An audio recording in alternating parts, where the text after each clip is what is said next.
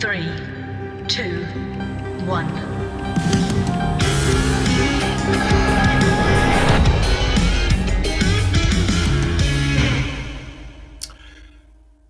And God says, what's it going to take to make you understand? Can't you see I'm everywhere? I am everyone. And you don't have to go so far to find me. Nature tells us that life is a dance of balance and harmony. Gaining it, keeping it, adapting or changing it. Each part of the whole receives what it needs for its sustenance and also gives with its abilities and talents for the benefit of the whole. For example, the carbon dioxide we exhale feeds the trees, right? And the oxygen that they release sustains not only human life, but most life on this planet. We are all interconnected, we are interdependent, and yet each of us are independent, like nature, connected with nature, connected with God, the divine spirit, in order to discover, embody, be, have, do, and flourish in nature's work. Nature teaches us so many things. For example, all good things do not require money, nature teaches us, and bigger is not necessarily better. Plautus said, the day, water, sun, moon, night, I do not have to purchase these things with money. Nature is freedom. Nature is free. You ever look at a snowflake close up? How delicate and small it is, and yet very powerful and unique. Just as powerful as the highest sequoia that you could find. Nature also teaches us that we're not only able to heal ourselves after a storm or wind or rain or fire like nature does, but that all living things around it and in it get healed. Bad times, bad weather rolls in and rolls out in the life of nature and in the life of humans, and yet in due course, with perseverance, nature and each of us continues to reign, continues to live, continues to grow. Silence and patience is something nature reminds us of. It's powerful, it's wise. Mother Teresa once said, God is the friend of the silence. Trees, flowers, grass grow in silence. See the stars, moon, and sun, how they move in silence. Nature is our muse. It is an endless source of inspiration. Beauty exists within nature, reminds us. Claude Monet wrote, the richness I achieve comes from nature, the source of my inspiration. And if you haven't seen a Monet or a picture of a Monet, do so and see what it is he's talking about. How nature is our muse, not only artistically, but experientially. We must carry those things with us. We must carry those ideas with us and allow nature to remind us of our original programming, our natural programming, not what was taught, but what was our birthright, what is our birthright.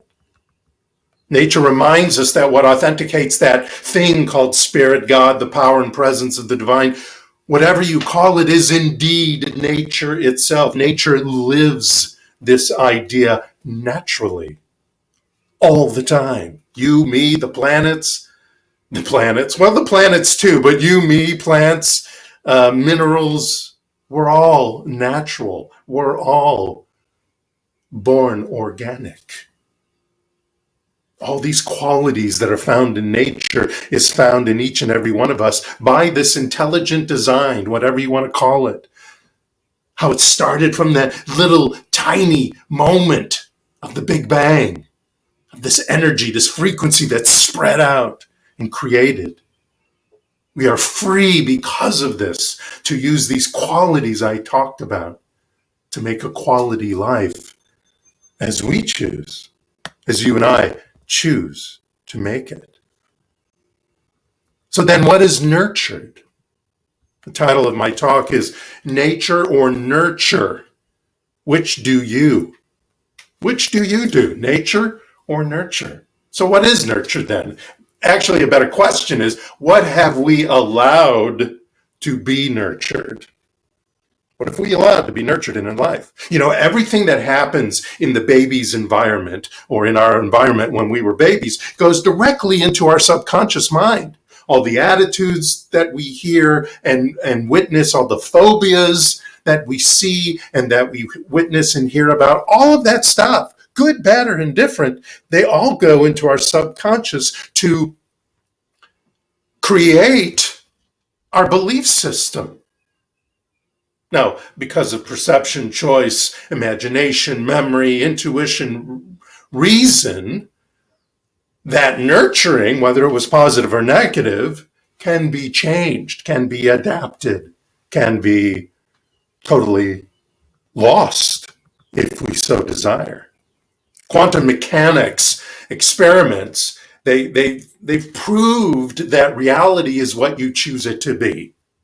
I'm not going to go into the experiment and how they work that out, but there have been many experiments that have proved by witnessing protons that reality is what you choose it to be, and choice is probably the greatest gift that we have been given by the universe. Choice. You and I are thermostats for our thinking, our reactions, our perceptions, our attitude, our responses. And we have the power to nurture the nature or the learned. And that thermostat that is within us brings us back. Because without changing our beliefs, without changing our consistent thoughts, that thermostat that is there in our subconscious brings us back here. I'll get back to that in a minute. We don't want to have to find it by going to the top of the mountain or the bottom of the ocean.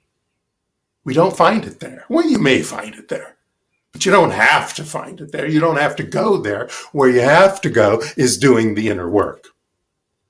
You have to go into yourself and do the inner work. When we don't, we nurture the habits of lack and limitation, or whatever we have learned, whatever they look like in our lives. And we sometimes start missing or ignoring the red flags, or we start blaming things on other people or our age or our history or all of that. Whereas it's actually learned habits that has become prevalent in our subconscious that our internal thermostat keeps bringing us back to, unless we do the inner work. By not treating your mind and heart to empowering ideas, you keep your self-image where it is. No matter who or what put it there. That doesn't matter. That really doesn't matter. That is a witch hunt that is relatively useless to look into. I'm not saying that it's completely superfluous, but relatively it is to look into that, to go on the witch hunt. Sometimes we do so that we can see and then move it out of our lives. Self-image is why diets usually don't work, because our self-image, our internal thermostat, always brings us back to that idea of who we are pre-diet. Or children's grades or children's attitudes, they don't improve, or they may improve, but they'll do so temporarily until that self-image has been changed, until that self-image has been nurtured back to the natural.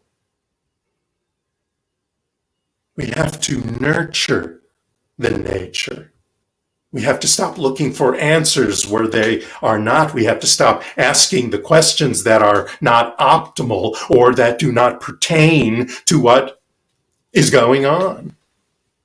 Using our imagination and feelings to experience the change in mind. That's where the power is. When we use our imagination, when we use our feelings, when we come from all places, the head, the heart, the gut, we start to adjust the vibration, adjust the paradigm that's going on in our subconscious, adjust the habits that do not serve us any longer, and thus resulting in a greater self-image, optimizing the questions we ask. And great questions are a great tool to have. And thus the actions we take become optimized, and the thinking we start to have becomes optimized.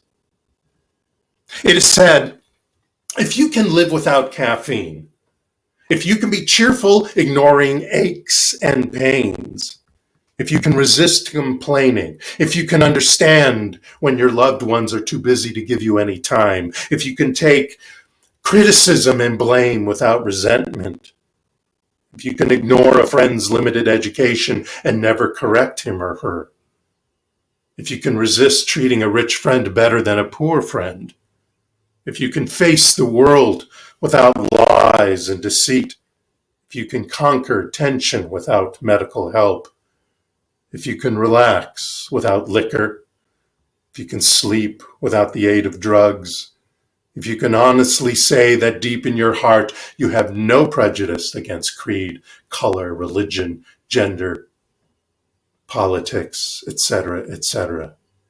If all of those things are in your subconscious and thus in your conscious mind and in your experiences and your attitudes and your opinions and your perspectives and your perceptions of life, then you have almost reached the same level of spiritual development as your dog. As your dog. Dog doesn't concern itself with all those things. Our self-image and thus our beliefs and thus our thoughts and thus our actions, you see, are a cybernetic instrument, an automated control system. And as you nurture the idea of love and peace and prosperity in your subconscious and your beliefs over and over and over again, repetition, remember, leads to habit. It frees you to explore what nature teaches. Practice, practice, practice. That's how you get to Carnegie Hall. Repetition, repetition, repetition. That's how you get to step into your most magnificent life. Nurture your natural powers. What is it you want? What is it you want to be like? What is it you want to be like? Can you see that? Can you imagine that? Can you feel what that experience feels like? Think it. Write it out, especially. Write out, I am so happy and grateful now that... ...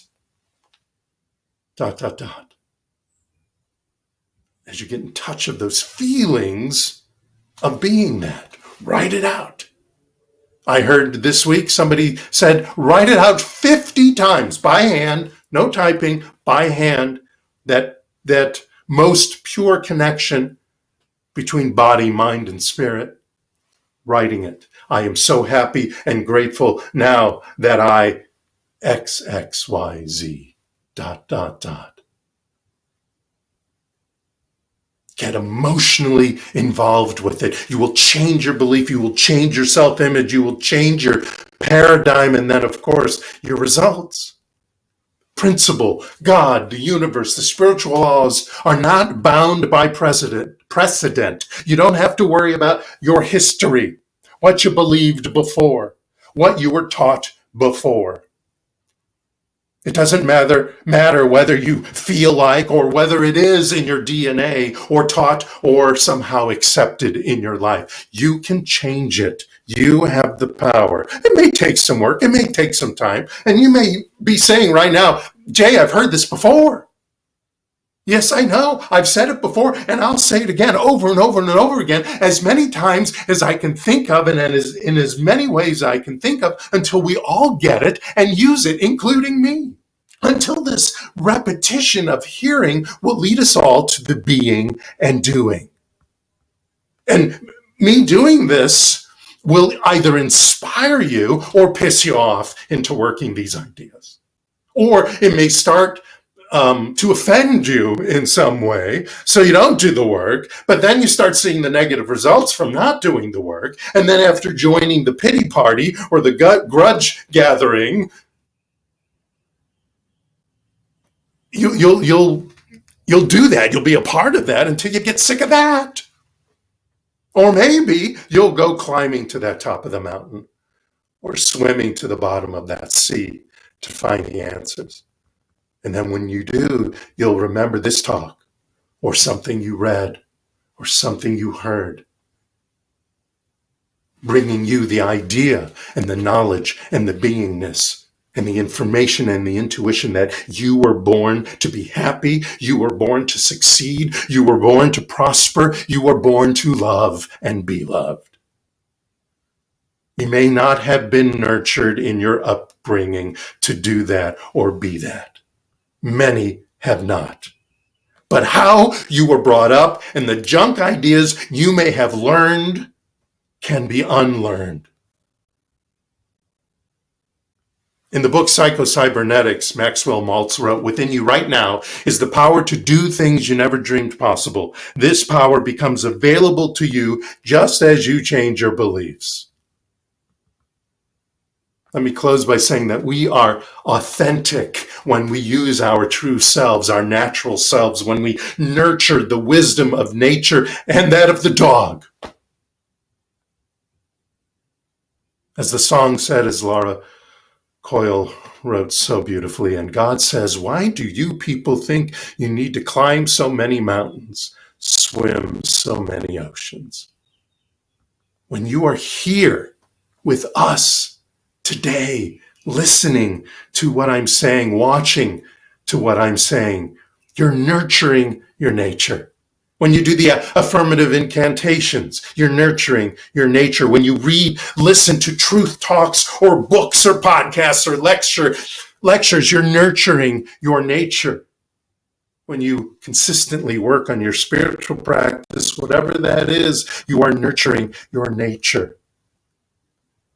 Get out in nature and nurture your nature. This is not about nature over nurture or nature versus nurture. It's nature and nurture. So nurture your nature, my friends, and upgrade your knowledge, your wisdom, your self-image, your imagination into a fabulous, succulent, prosperous, bold, brave, and vibrant life. I know you can. You have the power. You are the power. Thank you so much. Namaste.